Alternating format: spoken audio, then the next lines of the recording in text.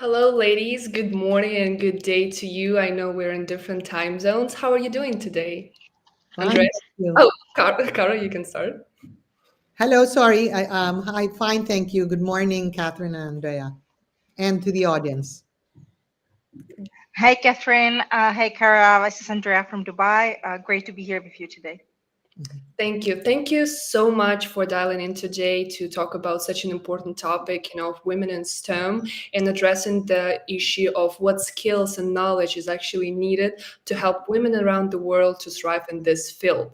The purpose of this session is to address the blind spots of people and to help our audience gain competitive edge with the help of our wonderful and lovely human mentors. So, before we dive deep into the topic, I'd like to get to know you a little bit more. So, Andrea, can we get to know you first? Sure. So, as I said, my name is Andrea Prajakova. I'm based in Dubai. I work as Senior Vice President for Mastercard in the EEMEA region, and I look after three areas.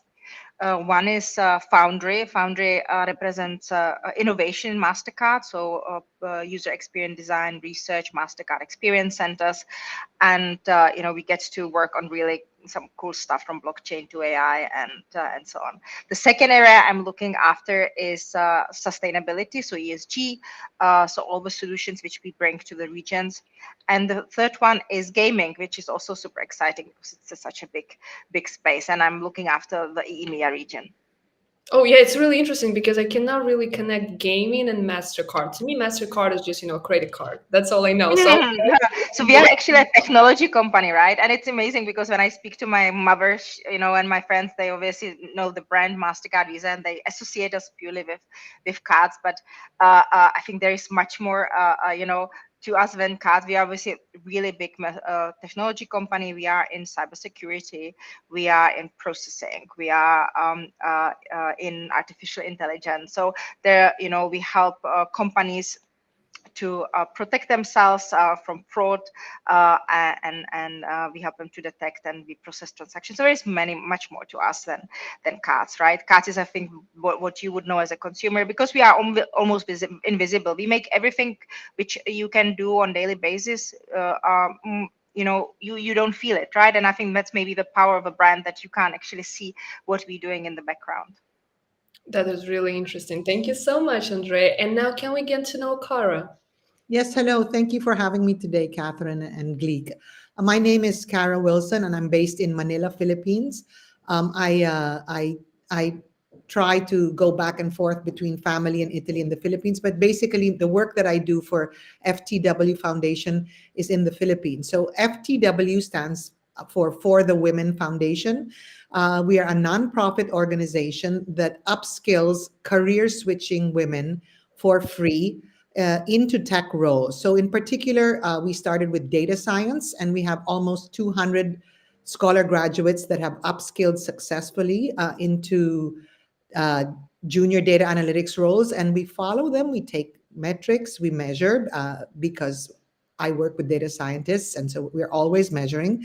And our metrics are great. We have an almost 80% job placement rate, with a doubling or tripling of the salary of these women from before and after our 14-week program. And we do this completely for free for women who really want and deserve this. So we select very carefully women who want to career switch, have certain qualities that we look for, and we follow them.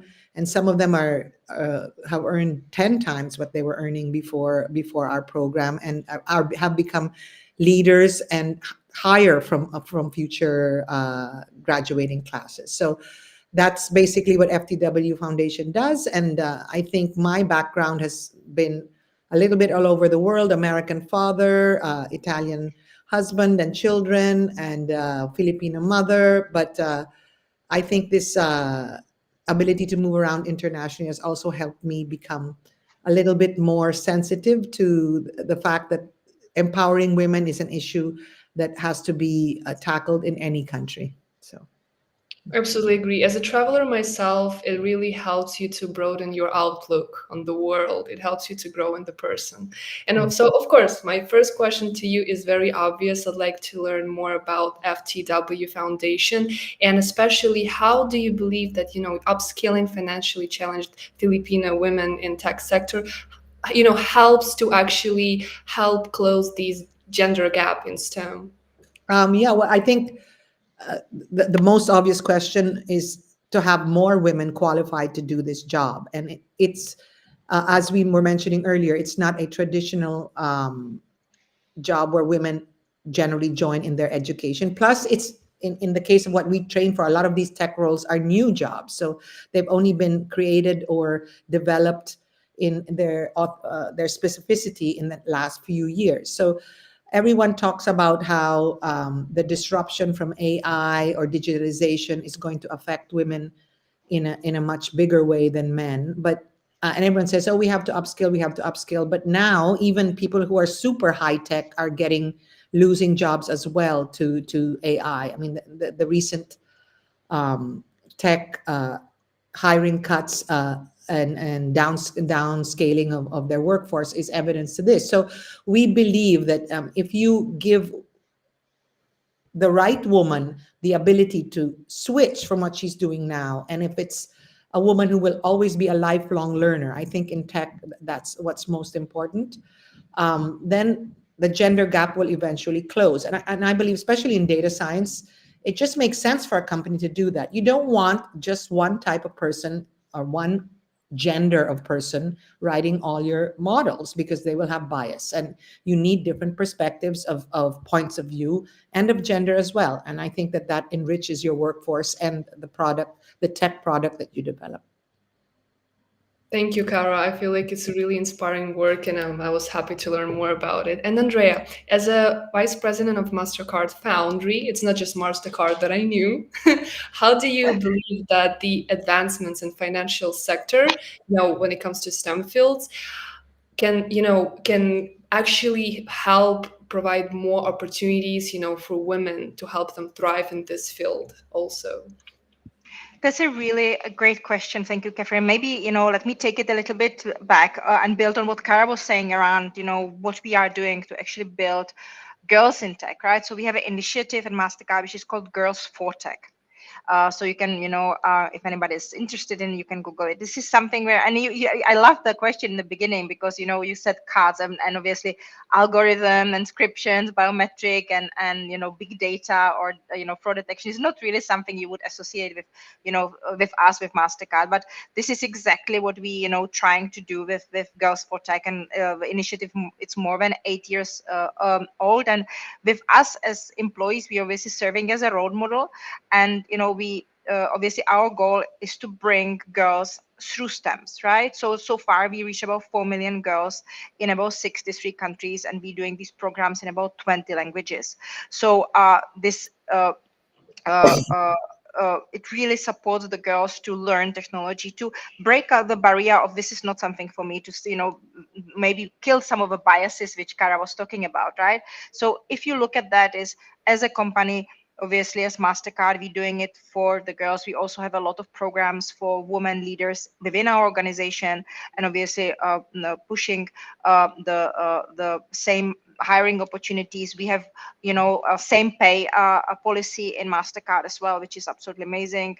We're very proud of it. So same job, it doesn't matter what gender you hold, same job, same level, will be paid independently if what gender, what ethnicity you are. So I think that it really goes to the, you can do a lot as an organization. Let's take then the piece which you ask around, how does it influence, what are the opportunities, right, in STEM? And I just want to maybe remind everybody what STEM stands for, right? It's science, technology, engineering, and mathematics, right?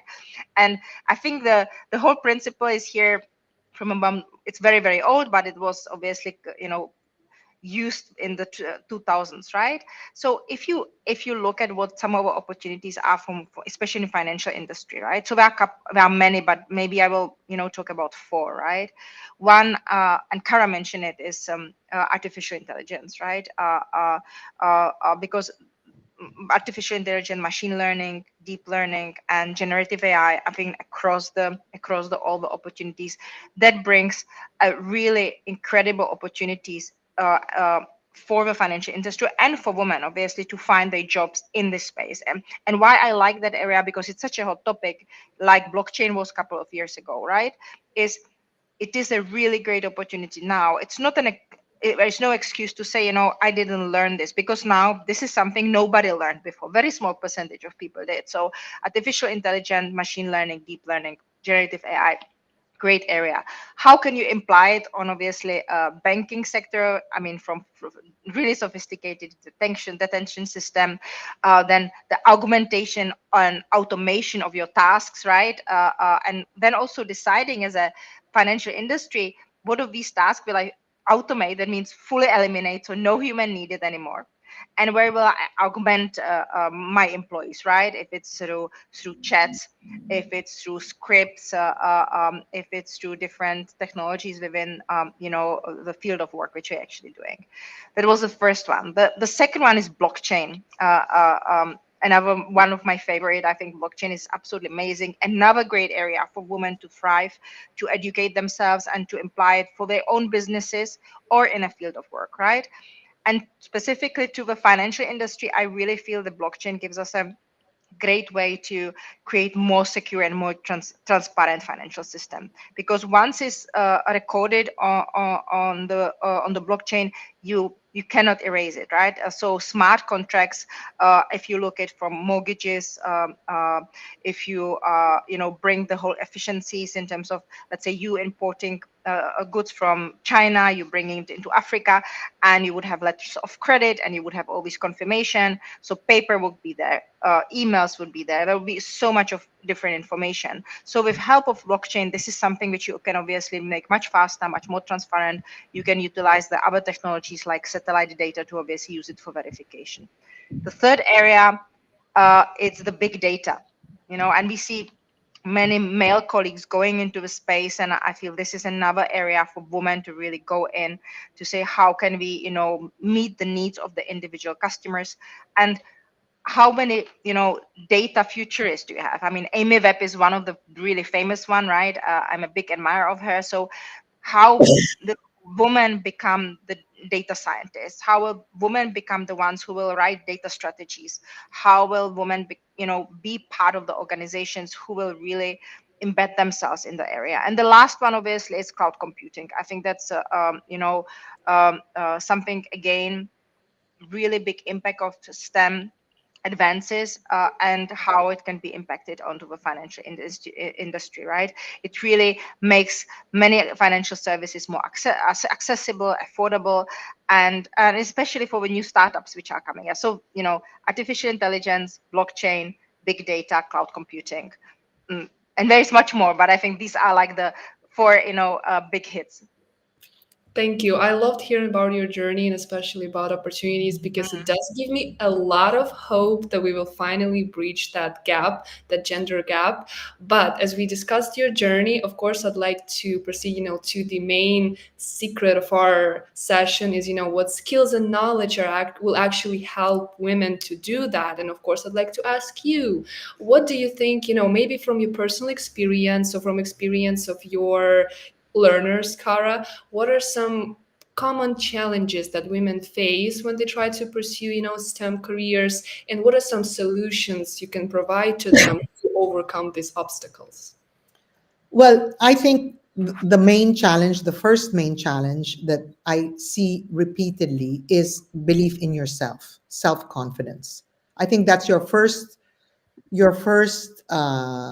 obstacle to slay. I love to refer to that picture of a horse who is tied up to a monoblock plastic chair, and he's not moving, even though the plastic chair doesn't weigh anything. It's because many of these obstacles are just in our head.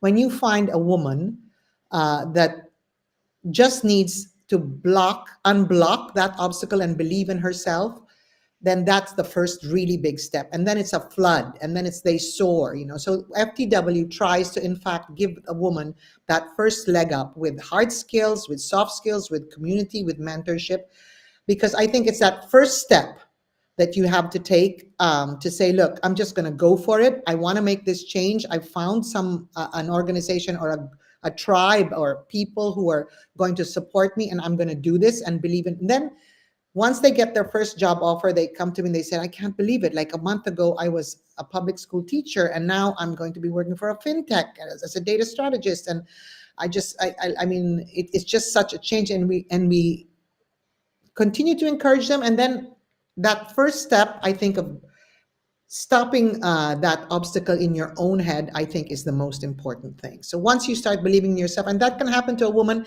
in any stage in her life, even for a woman who perhaps takes some time off a career or to be a mother or whatever it is. And how do you go back? What are you start to doubt your own skills, right? So first, believe in yourself and go for it. Then find your tribe that can support you. And I think that that's really important, to have a community of people, as we were talking about earlier, whether it's your family, whether it's the people you work with, whether it's an organization like FTW, but people that you can lean on that help you, support you every step of the way. And then, of course, you have to do your homework. You have to know exactly what you want to upskill into, and make sure that you study that carefully, and that you take the steps that, for example, for data scientists, to be a data scientist or even a data analyst, you need to have a comfort level with maths and statistics. You don't have to be a math major. You don't have to be a computer science major or an IT major, but you have to kind of like math. There are a lot of people who are even like architects or interior designers who just, I always really liked math, but I wound up doing history. So, I mean, you have to there are certain skills for certain roles that you have to research. You can't just sit there and think that everything will come to you. So you have to be a go-getter. You have to be gritty. You have to be driven. Believe in yourself, and then follow it up by doing your homework and taking action, specific action based on the role that you want to move into. As women, I always tell our scholars, nothing's going to be easy. It'll be harder for us. So there's no use like spoon feeding anyone. If you can't get up and take that action yourself, then you're going to be in trouble. So I think that those, 2 or 3 things. First, clear your mind of any obstacle, believe in yourself, find your tribe, and then take action, and very specific, single-minded action for the profile that you want to move into. Thank you, Cara. And actually, find you I want to, such a good like Greek motto. So absolutely relate to that. Andrea, what do you have to add? I want to build on something what Cara said, because really resonated, right? I think that I think another part is you really need to believe in yourself, right? I was told once by a man, Raghu Malhotra, said, the big difference between women and men is that if they apply for a job, he said, if man is 60% ready, he said, I can do it, right? Woman is ready 80%, 90%, and she still thinks I still have 10% to do, and so I won't apply because I'm not ready, right? And I think that we're never ready. Nobody is ever ready, right? And especially in today's time where things are evolving so super fast, right? So I think we need to get that out of our head, that you don't have to be perfect. You don't have to be ready, because you can learn. It's about the attitude, the abilities and the capabilities. And if you have a certain percentage, and as Cara was saying, you have to have some basis, right?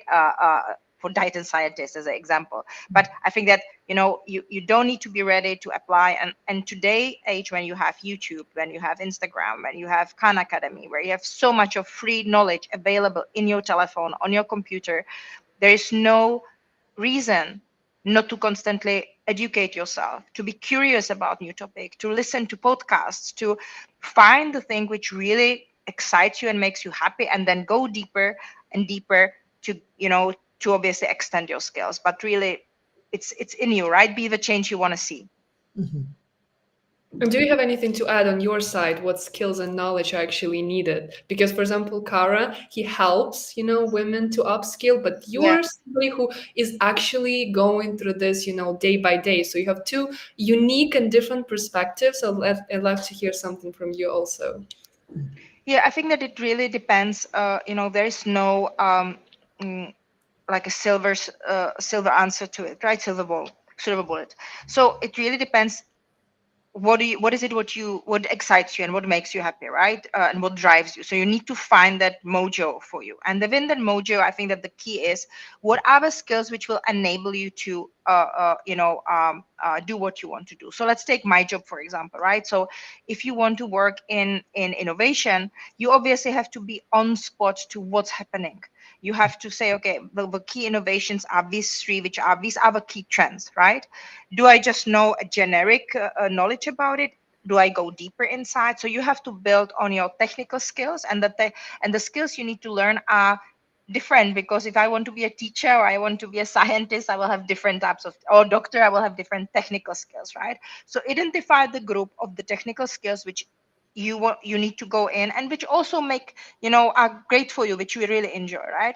Second list is communication skills. I think it's something which how do you communicate with others, and that's very connected to listening skills. I'm personally a really bad listener. I talk more than I listen. I'm working on it. I'm still work in progress, but communication and listening skills I think are really really key and critical. And the third is leadership skills, right? I think that how do you lead and mentor and partner within networks, within your community, within your work. So, but again, so maybe the middle one and the last one are more generic, so you can apply them in any industry. But the first pillar, it's really depend who do you want to be, right? And if you want to be in STEMs, right? So Cara said it, mathematics, interest in mathematics, it's a good start, right? Then obviously the trends, understanding today computing. You don't need to be a programmer today anymore. You can use AI to code for you. But I still remember 1998 when I was, it's a very long time ago, when I was programming databases in Lotus Notes. Probably you don't know what Lotus Notes is. It was something like Outlook in that time. But so interest in how things work, I think is critical, right? You need to know, if you want to work in blockchain, you need to go and understand how blockchain functions. What are the technical abilities on being able to do it? Because it's not just the theory, but it's really the depth of it, right? So pick up the job you want to be, and then decide within the STEM family, what are the key critical skills you need to have. But definitely, I think to start with is what are the trends? Understand what the trends are, at least on a basic level, and then try to go deeper, right? And this never stops, right? I mean, I am sure, Cara, you have the same experience. We are in a stage of constant FOMO, right? Because there is, on daily basis, there are new things introduced to us. So also to have that ability to focus and say, okay, this is not important, but this is important here, and here I need to go deeper, right? But today, curiosity is key. Yes. Curiosity is key. You have to the end. I think the last point that, and I am sure Cara will add, is it's very critical, and I practice it, that at least once a week, you dedicate hour to learning. Optimal is 30 minutes a day, right? So we all have calendars, right? And as women, you have wake up, make breakfast for children, dress, go to gym, go to work, cook dinner for kids, so you have like a full calendar. Drive, we are taxi drivers, we do many things, right? Within that whole packed agenda, put a recurring item into your calendar which will be about learning. It will be half an hour listening to a podcast, if it is going on YouTube and learning how to code, if it is learning a new language, if it's what it's important for you. But make sure that this is, I call it the gym for your brain, right? You go walking 10,000 steps. How many steps do you do for your brain? And I think I think it's the key task to learn, to go to gym for your brain. Yes, I Train your brain. agree. I agree with Andrea. So I was going to say, curiosity, as I mentioned earlier, being a lifelong learner, which I don't think that has an age limit. There are just people who really love to learn and always asking questions, always curious. And that's a quality that you need, I think, to succeed in STEM. Because what you're learning today, who knows, by next week, there might be something new and you have to learn something again. And so that's what we tell all our scholars, that I mean, we only have a super boot camp, so don't worry about. We give you some hard skills, Python, and um, SQL, all those other ones, Tableau, data visualization, all that. But by the time you get to your job, you might have to learn something else. So the point is for you always to make sure that you're always there at the point of wanting to be a lifelong learner, I think. And that's a quality that's not really a skill, but I think that's an attitude and a quality that you have to nurture. And we get really excited, especially when we get women who are not so young, who are like maybe in their, already 40s or late 30s, that are saying, I want to learn something new. I want to change my career. I don't want to do this anymore. How can I be part of this revolution that's coming? And that means that they are lifelong learners and are willing to always reinvent themselves. Now, I know that's more difficult sometimes for older women to do this, because I mean, I think young people, with how you grew up with all this social media, your brains are just wired differently. And I must admit, even my children get very irritated when they say, Mom, I'm not your tech support, but sometimes you do need the help of young people. But what's wonderful with women helping each other is that you really see that how older women and younger women can learn from each other and really help each other. And that's what I love in the FTW community, that we have so many contributions, and there's that mutual respect and actually seeking each other's opinion out. The older women asking the younger women, and younger women asking the older women. So always wanting to learn and improve, I think, is really important. And I think that to one more tip, maybe, for the listeners in the audience, right? We spoke about at the block for learning, right? And sometimes, we get lazy, right? I mean, I go to gym, I go because a trainer is waiting for me. If the trainer wouldn't be there, I would probably skip many sessions, right? So that accountability is super critical.